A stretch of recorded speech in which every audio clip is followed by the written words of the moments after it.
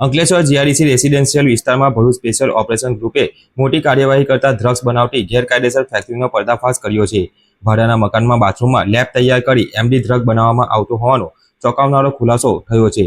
SOG પોલીસે કેમિસ્ટની ધરપકડ કરી ₹2.44 લાખનો મુદ્દામાલ જપ્ત કરી વધુ તપાસ શરૂ કરી છે।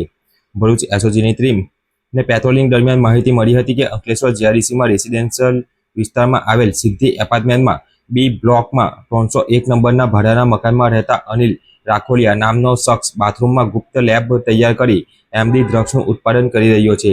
જે મળેલી માહિતીના આધારે એસઓજીની ટીમે રેડ કરતા બાથરૂમમાં જ લેબ તૈયાર કરી તેમાં મેફ્રોડ્રોન ડ્રગ્સ બનાવવામાં આવતું હતું। પોલીસે આ મામલે ફાર્મા કંપનીમાં કેમિસ્ટ તરીકે કામ કરતો અનિલ રાખોલિયાની ધરપકડ કરી હતી। પ્રાથમિક તપાસમાં જાણવા મળ્યું હતું કે અનિલ રાખોલિયા જીઆરડીસી વિસ્તારમાંથી છૂટક રો મટીરિયલ લાવી ગૂગલ પરથી મળતી માહિતી મેળવી વિવિધ કેમિકલના મિશ્રણથી એમડી ડ્રગ્સ તૈયાર કરતો હતો।